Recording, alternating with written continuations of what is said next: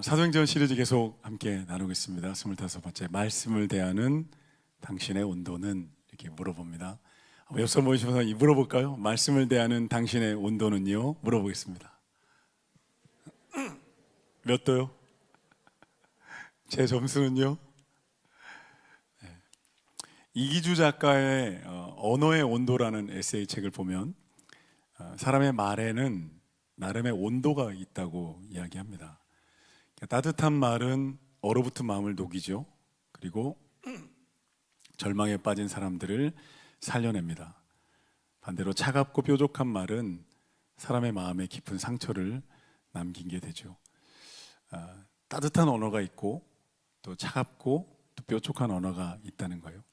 그래서 우리 그런 경험들을 합니다. 누군가와 이야기 나누고 나면 굉장히 마음이 훈훈해지고 힘을 얻게 되는 경우가 있고요. 누군가 얘기 나누고 나면 마음이 아프고 힘겨울 때가 있죠. 언어의 온도가 있듯이 마음에도 온도가 있습니다. 오래전에 냉정과 열정 사이 이런 소설 제목이 있었어요. 제대로 읽어보진 않았지만 줄거리를 찾아보니까 한 연인이 대학에서 만나서 뜨겁게 사랑하다가 오해와 상처로 헤어진 거예요.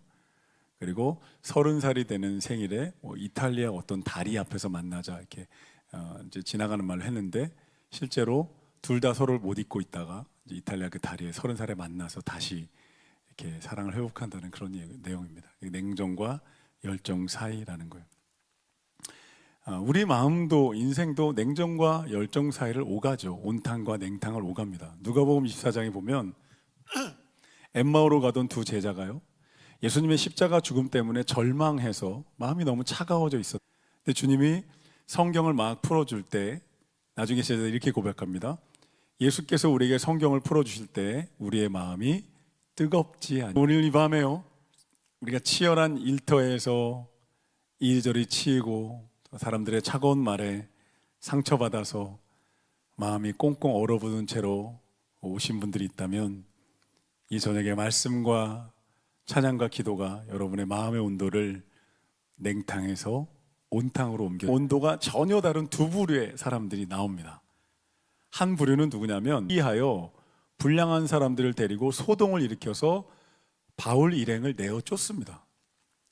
그래서 바울 일행이 데살로니가에서 쫓겨나다시피 피해서 남서쪽으로 7-80km 내려가서 베레아에 달아나는데 이 베레아의 이방인들은 너무너무 마음이 따뜻하고 깊은 사람들이었던 거예요. 그래서 5절에 보면 유대인들은 시기했죠. 이 데살로니가 유대인들은 시기하는 차가운 사람들이라면 오늘 11절에 보면 베레아에 있는 사람을 읽어볼까요? 11절 다 같이 읽어볼게요. 시작. 베레아에 있는 사람들은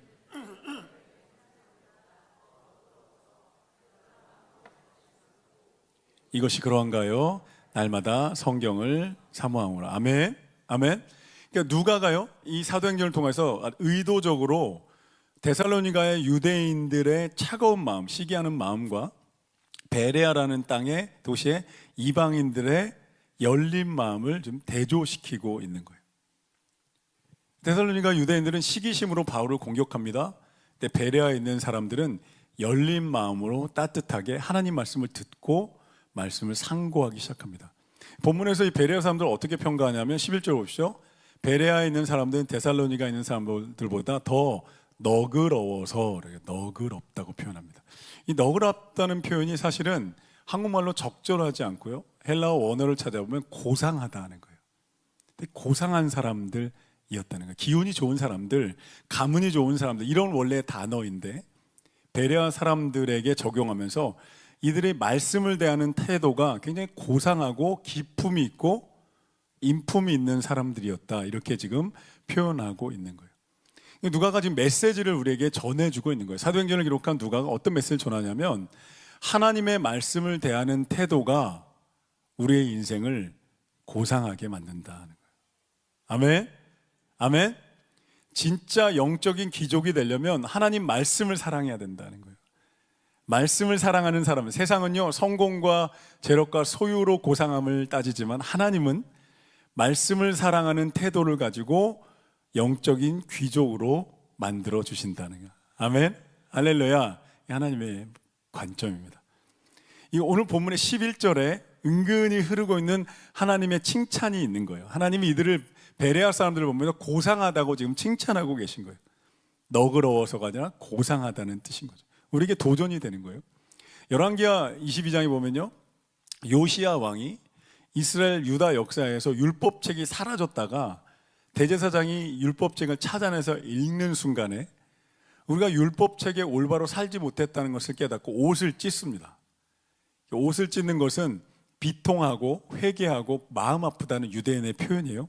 옷을 찢으면서 말씀 앞에 무릎 꿇어요. 이게 참된 영적 고상함이라는 거예요. 영국의 위대한 설교자 찰스 스펄전이요, 이렇게 말했어요. 너덜너덜하게 헤어진 성경책은 그 사람의 인생이 너덜너덜하지 않다는 징표이다. 다시 한번요. 말이 좀 어렵죠? 너덜너덜하게 헤어진 성경책은 그 사람의 인생이 너덜너덜하게 헤어지지 않았다. 무슨 말인지 아시겠죠? 무슨 성경이 너덜너덜하면 인생은 너덜너덜하지 않다는 거예요. 성경이 어떤 사람들은요, 성경을 하도 안 읽어서 성경책을 딱 읽는데 작년 주보가 나오는 분들이 있고, 가죽이 하도 빳빳해서 성경을 펼 때 찍 소리가 나고 종이가 찢어지는 분들이 있다고요. 제가 여러 번 말씀드린 후탁성도 아시죠? 여러분, 후탁성도? 성경을 너무 안 봐서 일요일 아침에 성경 들고 나올 때 현관 위에 성경이 있어서 보니까 먼지가 쌓여서 후탁 치고 나오는 게 후탁성더라고요. 사랑하는 성도, 성경이 너덜너덜해지기를 예수님의 이름으로 축복합니다. 옆 사람을 인상했습니다. 너덜너덜한 성경을 읽으십시오. 성경이 너덜너덜해지면 그 사람의 인생은 고상해집니다. 아멘. 따라오세요. 성경이 발음도 안 돼. 성경이 너덜너덜해지면 인생은 귀족이 됩니다. 이게 하나님의 관점이라는 거예요. 말씀을 소중히 여기고 말씀을 사랑하는 사람들 하나님이 인정하시고 높이신다는 거예요. 하나님의 말씀이잖아요. 시편 91편 보면 네가 나를 사랑한즉 내가 너를 높이리라, 이렇게 말씀. 저가 내 이름을 안즉 내가 그를 건지리라. 그들이 환난 당할 때 내게 부르짖으리니 내가 그를 건지고 영화롭게 하리라. 아멘. 너무너무 인격적인 관계인 거예요. 말씀을 사랑하는 사람들. 제가 예전교회 청년부 설교 준비하다가 이렇게 떠올랐어요. 청년들하고 어느 해 우리 이번 여름에는 말씀 수련을 해보자. 2박 3일을 청년들을 데리고 로마서를 가지고 말씀 수련을 한 거예요. 말씀을 딱 펴가지고 큐티도 로마서, 저녁 강의도 로마서, 나눔도 로마서, 중간에 성경 공부 로마서, 중간에 성경 로마서 읽는 시간, 나눔하는 시간, 혼자서 산책하며 나눔 묵상하는 시간 다 로마서를 가지고 2박 3일 동안 계속 말씀 앞에 머물러. 다른 프로그램 놀지도 않고 아무것도 안 하고. 힘드니까 간식은 이렇게 쌓아놓고요, 먹으면서 계속 로마서 했는데, 여러분 지루할 것 같잖아요. 청년들이 말씀이 채워지는 경험을 하는 거예요. 내 안에 높아졌던 모든 생각들, 염려들, 세상의 것들이 다 낮아지고 무릎 꿇고 하나님 말씀이, 하나님 말씀 하나님이시죠. 할렐루야. 하나님 말씀이 하나님의 영이잖아요.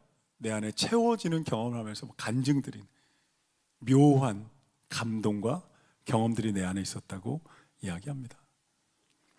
우리 청년들이 리더를 중심으로 유동규 목사님과 수요일 저녁마다 큐티 모임을 한 지 꽤 됐습니다. 거의 한 1년 가까이 되는데요. 제가 듣기로 청년들이 모여서 큐티가 깊어지는 거예요. 말씀이 깊어지는. 처음에 어떻게 하는지 몰랐는데 배우면서 말씀을 보게 되고 말씀이 내 안에 들어오는 경험을 하게 되고. 할렐루야. 여러분, 청년 가운데 영적인 귀족들이 지금 키워지고 있는 줄로 믿습니다. 말씀이 너덜너덜해지면 내 인생은 귀족이 된다는 거예요. 하나님의 숨결, 우리 교회에서 책을 만드는데 너무 좋다는 피드백을 저한테 주시는 분들이 있어요. 하시는 분들이죠. 말씀을 읽을 수 있는 도구가 있어서 너무 좋습니다, 목사님. 읽고 묵상하고 있어서 너무 좋습니다. 어떤 분들이에요? 자신의 인생을 영적인 귀족으로, 하나님이 인정하시는 귀족으로 스스로 품격을 올리고 있는 거죠. 성서학당에 신청해서 말씀을 배우는 분들이 있습니다. 귀족 학교에 입학한 거죠. 맞습니까?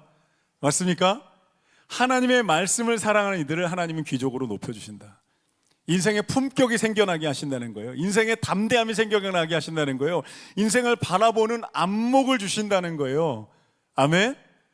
이 하나님의 말씀의 은혜가 여러분 가운데 있게 되기를 간절히 축복합니다. 금요철에 나온 우리의 마음의 온도는 어때야 될까요? 뜨거워야 돼요. 아멘. 아멘. 권사님 믿음대로 될 줄로 믿습니다. 한 주간의 피로를 기도로 씻어내는 거죠. 그리고 우리 마음에 하나님의 임재를 갈망하면서 뜨거워지는 그런 은혜가 있게 되기를 예수님의 이름으로 축복합니다. 오늘 본문에 누가가요? 사도행전에서 두 가지 뜨거움을 일부러 대조하는 거예요. 냉탕이라고도 볼 수 있지만 뜨거운, 어떤 뜨거움이냐? 17장 5절에 보면 바울의 일행을 시기해서 잡으려고 하는 유대인들의 뜨거운 시기심, 어긋난 뜨거움이죠. 이 뜨거움과, 그래서 그들이 어떻게 하냐면 보십시오. 베레아까지 와서 보시면 13절에 보면 데살로니가에 있는 유대인들이 질투 때문에 그 잘못된 뜨거움에 사로잡혀서 바울이 하나님 말씀을 베레아에서도 전하는 줄 알고 거기서 와서 무리를 움직여 소동하게 하는 왜곡된 열정이 있다는 거예요. 그런데 반대로 이 베레아 사람들은 11절에 보면 하나님의 말씀을 향한 정말 간절한 뜨거움이 있었다는 거예요. 그래서 너그러워서 고상해서 간절한 마음으로 하나님 말씀을 받았다는 거예요. 간절한 마음으로. 사랑하는 여러분, 이 밤에 우리 금요일 시간을 내서 이 자리에 나왔잖아요. 저는 금요 집회가 더 뜨거워지고 더 부흥되기를 예수님의 이름으로 소망하며 축복합니다. 100명의 예배자가 넘게 모여서 함께 뜨겁게 교회와 나라 민족을 위해 기도하기를 간절히 소망합니다. 이 밤에 우리는 베레아 사람들처럼 간절한 마음으로 말씀을 받고 하나님의 은혜를 사모하는 그 뜨거움이 있게 되기를 예수님의 이름으로 축복합니다. 간절한 마음이라는 헬라어 원어를 보면 한 대상을 향해서 집중적으로 나아간다는 의미예요. 이게 간절함입니다. 하나 보는 거, 하나밖에 안 보이는 거예요. 경주마처럼 눈을 가리고 하나만 바라보면서 달리는 거죠. 바울이 베레아에 가서 말씀을 전했을 때 이 베레아 사람들이 간절한 마음으로 말씀을 들었다는 거예요. 받았다는 거예요. 저것은 바울의 말이 아니다, 인간의 말이 아니다, 유성민 목사의 말이 아니다, 하나님이 내게 주시는 말씀인 거야. 귀를 기울이고 마음의 귀를 열고 들었다는 거예요. 스펀지가 물을 빨아들이다. 할렐루야. 듣는다는 거예요. 말씀이 메마른 땅에 단비가 되어서 그들의 마음을 적십니다. 누가복음 10장에 보면요, 예수님이 마리아, 마르다 그리고 나사로의 집에 오잖아요. 마르다는 일하기에 바쁩니다. 근데 마리아가 예수님의 발치에 앉아서 예수님의 말씀을 듣습니다. 마르다가 마음이 조급한 거예요. 예수님, 내 동생 마리아도 와서 좀 일을 도우라고 해주십시오. 예수님 뭐라고 말씀하시냐면, 너는 일하기를 선택했고 마리아는 말씀 듣기를 선택했으니 마리아는 선택한 축복을 누리게 될 것이다. 할렐루야. 말씀을 듣는 자들의 은혜가 있다는 거예요. 평생 5만 번 기도 응답을 받은 기도의 용사 조지 뮬러가요, 평생 성경을 200독 넘게 했다 그래요. 그 이렇게 고백합니다. 내가 매일 아침 눈을 떠서 가장 먼저 해야 되는 일은 하나님 말씀을 통해 내 영혼이 주님 안에서 행복해지도록 마음을 준비하는 것이다. 이 간절함이요. 아마 조지 뮬러의 성경책은 너덜너덜해졌겠죠. 여러분, 성령 하나님은 인격이십니다. 하나님은 철저하게 인격이십니다. 사모하고 인격으로 반응하는 이들에게 하나님의 은혜를 부어주십니다. 아멘. 사모하는 영혼에게 찾아오십니다. 그 영혼에게 찾아와 그의 인생을 높여주십니다. 그의 마음과 가정을 천국으로 만들어주십니다. 하나님이 통치하십시오. 내 인생은 하나님의 것입니다. 하나님이 인생의 주인이십니다. 고백하는 이들에게 하나님이 오셔서 주인 노릇 하시는 거예요. 하나님의 주인 노릇은 샬롬과 생명과 사랑과 진리의 통치인 줄로 믿습니다. 하나님이 오신다는 인격적이라는 거예요. 이 베레아 사람들이 그것을 메마른 땅이 단비를 빨아들이듯 말씀을 흡수하기 시작합니다. 그럴 뿐만 아니라 가슴만 뜨거웠을 뿐만 아니라 여기 중요한 단어가 또 하나 나오는데요, 11절 뒤에 보면 이것이 그러한가요? 날마다 성경을 상고했다 이렇게 말합니다. 그러니까 간절한 마음으로 말씀 받는 뜨거움이 있었지만 또 이것이 그러한가 상고했다라고 말합니다. 상고했다는 헬라어 단어를 아나크리노라고 하는데요, 이 단어가 무슨 뜻이냐면 법원의 판사가 판결을 내리기 위해서 증거를 아주 자세히 조사하고 신문해 본다는 뜻이에요. 그러니까 이 두 가지를 겸비했던 거예요. 베레아 사람들은 말씀을 간절하게 받는 거, 어린아이처럼 막 듣습니다. 그런데 듣고 나서 성경을 펴서 정말 그런가? 바울이 잘못 전한 건 아닌가? 그리고 저 말이 정말 진리가 앞뒤가 맞나를 성경을 통해서 하나하나 상고하고 자세히 살펴봤다는 거예요. 그러니까 뜨거운 감정과 간절함이 있었고 또 차분하고 진지한 이성적인 탐구가 있었다는 거예요. 사도 바울도 자신을 따르라고 맹종하지 않았어요. 맹종을 요구하지 않았어요. 베레아 성도들이 성경을 통해 말씀을 확인해 보도록 기회를 주고 성장하도록 했다는 거예요. 맹목적인 신앙을 배격하고 있는 거죠. 오늘 본문에서 맹목적인 신앙이 아니라는 거예요. 그냥 막 뜨겁기만 하고 막 환상과 막 치유와 기적과 막 뜨거운 감정만을 요구하는 것이 아니라 그 순간을 지나서 차분하게 앉아서 하나님 말씀을 깊이 묵상하며 진짜 하나님이 그렇게 말씀하셨는가를 살펴보는 이 두 가지를 겸비한 신앙의 모습을 우리에게 도전하고 있는 거예요. 그러다 보면 성경이 너덜너덜해지는 거죠. 아멘. 아멘. 여러분, 하나님 말씀을 향한 간절함이 있으시기를 예수님의 이름으로 축복합니다. 말씀이 정말 그러한가 자세히 살펴보는 탐구하는 지성이 있게 되기를 예수님의 이름으로 축복합니다. 이 건강한 지성을 잃어버렸던 오늘 본문과 연결되는 아주 안타까운 이단이 하나 우리 한국교회에 있었는데요. 그 이단이 오늘 베레아 사람들 11절에 베레아 지역의 이름을 도용한 베레아 이단입니다. 들어보셨나요? 김기동이라는 지도자가 베레아 아카데미라는 운동을 시작했는데 이단으로 전락해버린 거예요. 왜 이단이었냐면 불신자가 죽으면 그 영혼이 귀신 된다고 주장했어요. 전혀 성경적이지 않습니다. 그리고 병에 걸리면 뭐 기침을 하든 사고가 나든 가난이든 모든 상황에 귀신이 몸에 붙어서 일어나는 잘못된 귀신론을 가르치면서 막 극단적인 환상과 막 치유와 황홀경과 이런 것들을 막 추구했던 거예요. 나중에 이단으로 됐고 이 신앙은 다 무너지게 되죠. 되게 아이러니하지 않나요? 베레아라는 이름을 썼는데 실제로 말씀을 그렇게 간절하게 바라보고 상고하지 않았어요. 이름을 적절하게 갖다 쓴 게 아니에요. 베레아라는 이름을 쓰려면 말씀을 간절하게 바라보면서 말씀을 깊이 상고하는 운동이었어야 되는 거예요. 근데 막 귀신론과 환상을 보고 막 황홀경과 막 영적 체험만 추구하는 잘못된 신앙으로 여러분 갔습니다. 오해하지 마십시오. 그런 영적인 체험과 강렬한 하나님의 은혜가 없다는 것이 아닙니다. 간절한 마음으로 하나님의 은혜를 체험하는 성령의 역사가 있지만 여러분 동시에 말씀을 통하여서 우리의 신앙을 검증하고 올바로 세워가는 그런 진리의 기반이 다져져야 한다는 거예요. 할렐루야. 할렐루야. 이 베레아 이단과 달리 11절 베레아 사람들은 간절한 마음과 더불어 성경을 상고하는 지적인 치열함을 가지고 있었다는 거예요. 반주해 주시죠. 위대한 봉사 D.L. 무디가요, 청년 시절에 하나님을 너무너무 만나고 싶었던 거예요. 그래서 어느 날 그가 하나님이 정말 번개처럼 자신에게 찾아오기를 너무나 간구하면서 산에 올라가서 막 뜨겁게 기도했습니다. 소리쳐 기도했습니다. 그런데 아무 일이 생겨나지 않았다는 거예요. 근데 D.L. 무디가 어느 날 로마서를 읽는데 로마서 10장 17절에 믿음은 들음에서 나며 들음은 그리스도의 말씀으로 말미암았느니라. 이 말씀을 듣고 말씀을 묵상하는 가운데 그의 안에 믿음이 차오르기 시작했다는 거예요. 나중에 이렇게 고백합니다.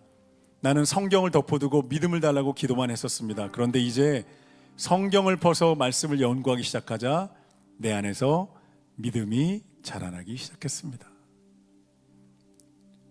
여러분은 간절함과 상고함이 저 여러분에게 되기를 예수님의 이름으로 축복합니다.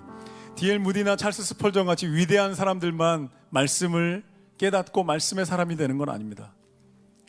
이리저리 치이는 피곤한 출퇴근길에 수많은 사람들이 습관적으로 스마트폰을 꺼내잖아요. 자극적인 유튜브 영상이나 뉴스나 SNS를 무의식적으로 계속 넘겨봅니다. 한 주간의 피로 때문에 몸과 마음은 차갑게 얼어붙어 있죠. 누군가 건드리거나 발이라도 밟으면 날카롭게 막 따질 것 같은, 싸울 것 같은 그런 분위기로 있는 그 안에 복잡하고 치열하고 바쁜 지하철 한 구석에 출퇴근 길에 굳이 성경 앱을 켜서 펴는 한 직장인이 있지요. 남들이 짧고 자극적인 영상으로 시간을 때울 때 이 귀한 성도는 흔들리는 손잡이를 붙잡고 운전대를 붙잡고 하나님 말씀 한 구절을 읽고 들으며 그 시간을 보냅니다. 오늘도 불합리한 지시와 치열한 실적 경쟁이 기다리는 직장에서 이 전쟁터에서 내 영혼이 세상에 휩쓸리지 않기 위해서 말씀을 내 안에 채워넣기 시작하는 거예요. 그리고 깊이 상고하기 시작합니다. 진짜 이 말씀이 오늘 내 일터에서도 진리일까? 진짜 이 말씀이 오늘 내 인생의 자리, 내 가정에서 내 눈물겨운 이 기도의 시간에도 정말 진리일까? 정말 살아있는 하나님의 말씀일까? 상고하며 마음을 채웁니다. 하나님, 그런 무명의 영웅들을 향해 오늘 저는 이렇게 말씀하시는 거예요. 그가 바로 진짜 고상한 나의 영적인 귀족들이다. 진짜 영적인 고상함을 갖춘 사람들이다. 하나님이 이렇게 칭찬하십니다. 오늘 금요 집회 우리 모여서 간절함으로 기도합니다. 또 말씀이 우리 안에 채워지기를 우리는 간절히 소망합니다.